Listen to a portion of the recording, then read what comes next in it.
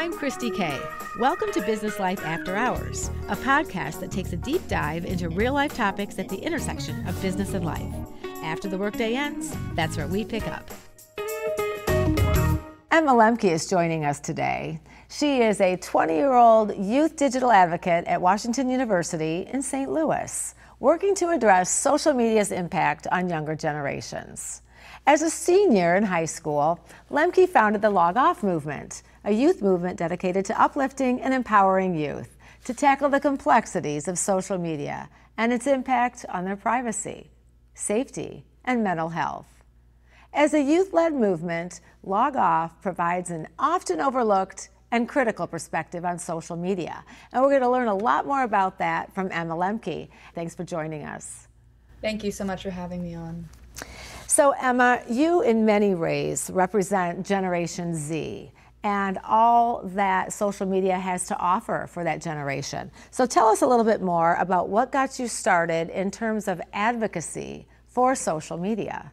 So my entry point into advocacy related to social media and digital well-being, privacy and security all stems back to my own personal experience. I got social media in the 6th grade, starting with Instagram and making my way through the ranks of platforms from Twitter to Snapchat and to eventually TikTok. And when I first entered these apps, I was one of the last in my friend groups to actually be on. And I remember seeing each one of my friends around me slowly retract from the moment, look down at their phones, and no longer connect with me in person. So seeing that around me, I instantly thought, okay, there has to be something incredibly magnetic and magical about these apps that are pulling my friends and my time and attention away from me and towards their phones. So I begged and eventually got the parents to cave, and I was given permission to get Instagram. And when I first got on, I felt that magic. I felt that allure. I was following people from Kim Kardashian to Olive Garden to all of my friends from middle school, and it felt like the world was at my fingertips. But that feeling was transient. It lasted maybe a month.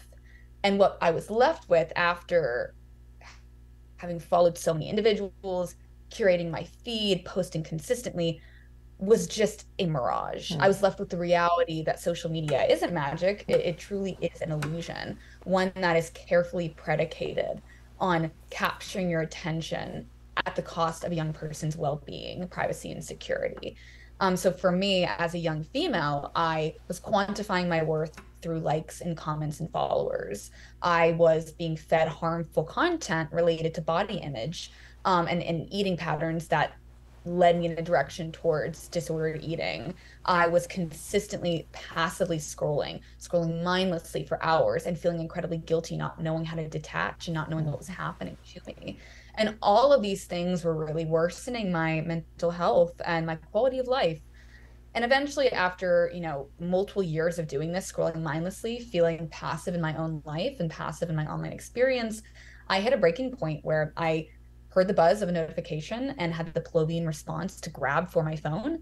And between that buzz and the response, I finally broke. And I asked, what is happening? How am I, as a young person who values so much control, allowing these platforms and these apps to really control me? And how is this being done? And how can I protect myself? So I detached and in quotes logged off for a few months and really reflected on my own screen time usage. How did I benefit from the online world? Where did I really feel like I was harmed? And I did a ton of research. I looked up everything from our algorithms, how are they at play? How do they work? Is social media bad? And in all of the research, what I kept finding was more and more material with individuals investigating social media's impact on young people, both the positive benefits and the negative externalities. But there was always a missing piece, the young people themselves. Young people were not. I love that you're really getting them involved. Exactly. No one was really talking to the experts in the space, the people who were experiencing both of these benefits and these harms. Yeah, so, and Emma, you are not alone when you talk about some of the symptoms that you were feeling and some of those issues of feeling, I guess I would say, FOMO, that fear of missing out, and really feeling anxiety, depression. And oftentimes I know our youth of today, post-pandemic, and I'm sure before that as well, really have struggled with the implications of social media. So knowing that you're not alone and the fact that you're stepping out, being a voice for Generation Z is really, really important. So how do you see some of those talking points when you're presenting, in fact, to the Senate Judicial Committee and some of those things? What are some of the talking points and some of the goals that you have to really make an impact? I think there are a few key points that I always return to in my work, and I tell other youth advocates to emphasize.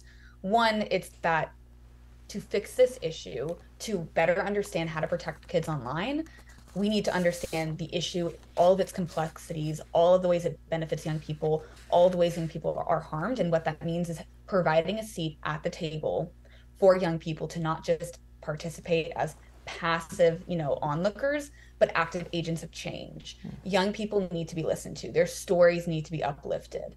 We need to understand where young people go to online to find support, where young people go to online and feel like they're harmed, feel those feelings of depression, and really work intergenerationally with lawmakers, with decision makers, with community members and young people to build generationally cohesive and productive solutions. And how you do that is you really have to understand and be aware that the experts in the space, when it relates to digital well-being and as it relates to building a more responsible tech future, it's the generation that's grown up with social media and knows it better than anyone else, Gen Z.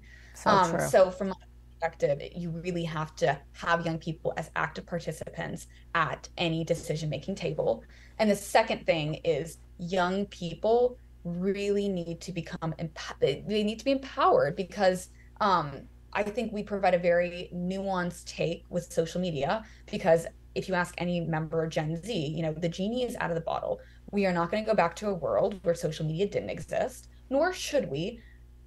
But we need to really think critically at the individual and the societal level about how we want to spend our time with each other, and where social media comes into the picture to amplify our connective, expressive, and exploratory benefits, but also how we can really work together then to mitigate its harms and to roll back a lot of the unforeseen and detrimental aspects of living in an unregulated digital environment. So those are the two major talking points that I emphasize in any room, any space, and really at the end, making it a note that any young person can come to this space, tell their story, and make impact. Because we're at a point right now where young people, I think, have come out of the pandemic. We have experienced being thrown into a world where the only way we can communicate with each other is through an online medium. And I think a lot of young people I've talked to are finally feeling ready to step up and push back and build those boundaries and feel like they're in control of their digital usage and their screen time. But what that means is they need to stand up and they need to speak out and they need to start taking action to create the tech responsible environment for the next generation, because we understand the harms because we experienced it. Therefore, it's on us, it's on Gen Z to then work to build and to inform other solutions that will protect younger generations from the harm experienced from our perspective. For sure. And I feel like the fact that you were brave enough and courageous enough to step out on an issue that was so mentally and emotionally challenging for you, not only for yourself, but to really speak up and represent a generation in a global sort of way is so admirable, Emma. I mean, what you're doing is truly helping a generation. So the question I have for you is, how has starting the Log Off movement helped you therapeutically as you kind of worked through some of those pandemic issues, the loneliness, the social anxiety, that kind of thing? It has been a game changer. I really struggled with my screen time usage, and there are many days when I slip back into unhealthy habits, but having the Log Off movement was a step for me to dedicate my time and energy towards being a part of a solution rather than exacerbating a pre-existing issue and being a part of something that, I don't want to represent for other generations. I don't want to continue to see play out throughout generations. It really was my way, I think, of engaging in a topic and engaging in a way that is really constructive to building the future that I want for myself. What it did it created a like-minded community around me that then instantly became a support system. That's one of the major things with Log Off that I have loved and that I'm continuing to build out is, we don't know all the answers. We are still young, especially as a younger generation. We don't have the wisdom that many older adults who have been in positions of power have and have collected over time. But what we do have is we have a space now through Log Off where we can go to one another and we can share resources. We can kind of use an open source platform and an open source community environment to build upon each other's advocacy efforts, to inspire one another, to talk through issues, to provide unplugging ideas. All of that is so necessary to feel not alone because like you had mentioned online, there's this myth of hyperconnectivity. It's the idea that if you go onto Instagram, your entire life is on your phone. You should be able to connect with anyone you want. You should be able to have all the friends that you need. You'll be uber connected. When in reality, why is it that Generation Z is known as one of the loneliest generations?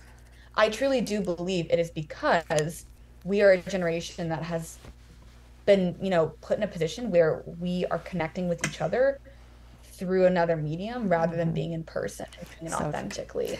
So I think having community provides a certain level of more nuanced, deeper connection than a social media platform. Therefore, it kind of shows the beauty of having a digital space for a community without it replacing full, genuine, authentic connection. I know statistics will show that some of the Gen Zers can spend 15 hours a day on social media and maybe even more. Do you have such a thing as a recommendation for what is healthy in terms of the amount of time that, let's say, teenagers or 20-somethings, or any of us for that matter, spend on social media, on our phones, perhaps gaming? Is there kind of a recommended amount of time that is perhaps healthier than others? That's a phenomenal question. And I always say that what is healthy for one person can look very differently for another, specifically when it comes to screen time. For instance, for me, I had to unplug for about 2 months and be off my platforms, Instagram, Snapchat, to then feel like I could re-enter in a healthy way. For others, I know some people who have to fully unplug, who don't want to re-enter. I think at the basis of building and determining what your healthy screen time usage looks like is reflection and awareness. With all things, to be able to address an issue, you need to be aware of the issue in the beginning. So I always say to people, if you want to build a better screen relationship, if you want to have a mutualistic relationship with your technology rather than a parasitic one that harms you, take 10 minutes, take 15 minutes today and critically sit down and scroll through your phone. And at each image on the app that you usually use, really prod into deeper questions. How do I feel when I'm looking at this image? Why am I following this person? Keep scrolling. Does this picture invoke any feelings? How do I feel in my body right now? Am I emotionally available? Like, what is happening? It's really just reflecting upon your screen time usage, setting a time limit, and allowing yourself to see how you are guided, shaped, and influenced by your screen time usage. And then taking that and saying, does that align with why I go onto these apps in the first place? I remember when I first was, reflecting on my own screen time usage, and I repeatedly do this, I asked myself, why do I go on my app? How can I chart an intentional screen time relationship? And I would say it's because I want to connect with my friends from home and from college that are not near me. And I want to be able to send them funny memes, and I want to be able to see their lives. Easy. I did the 5-minute scroll. I could quickly tell, okay, what content really harms me? How can I feel like I can gain those benefits without feeling the negative harms? And for me, what that looked like was setting screen time, boundaries in my apartment and in my place of living by saying, when I'm studying, the phone has to be in another area. At the dining table, it has to be in another space. When I go onto my app, I need to say out loud, why am I scrolling right now? And if that doesn't align, or if that's not something that I want to do or spend my time, I need to put the phone down. It's by putting in those levels of friction between me and these addictive technologies that I've been able to reap the benefits that I sought after. So I'm able to connect with my friends. Yeah, and I feel like you too are so aware of it. It is so front and center in your life now. And if we can get Gen Zers, and all of us for that matter, to think like that and to really put that front and center in our minds and be very intentional about that. Some of those examples that you gave will really be helpful. So Exactly. Emma, when you're on Business Life 360, we do something that is called Quick Hits, which is a series of rapid fire questions where we ask you a little bit more detail about some things that we're interested in about you. Are you ready? Absolutely. Okay, here we go. What is your favorite social media platform? Instagram. Your hobby of choice? Embroidering. The last person you followed on social media? Jonathan Haidt. Okay. Your first pet? My pet Sparky, my cat. Oh. The kind of music you like most? I adore folk and bluegrass music. I'm from Alabama, so it's in my veins. Nice. Your leadership characteristic that you choose to emulate most? Empathetic listening. Love that. Okay, and you kind of mentioned this already. The city where you were born? Birmingham, Alabama.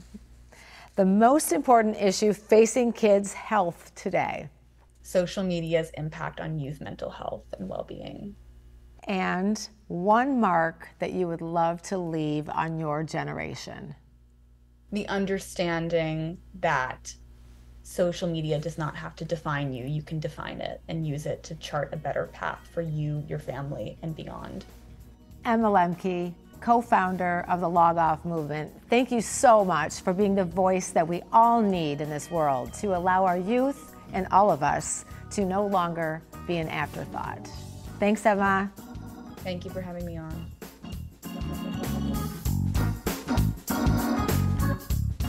Find success by your own definition at your intersection of business and life on my next podcast. Thanks for joining us. I'm Kristi Kay. Business Life After Hours is hosted and produced by Kristi Kay. Audio engineering, production, and editing by Chris Pfeiffer. Be sure to join Kristi for her award-winning television series, Business Life 360, the third Thursday of the month on WGTE HD or at wgte.org/B360. Business Life After Hours is a production of WGTE Public Media.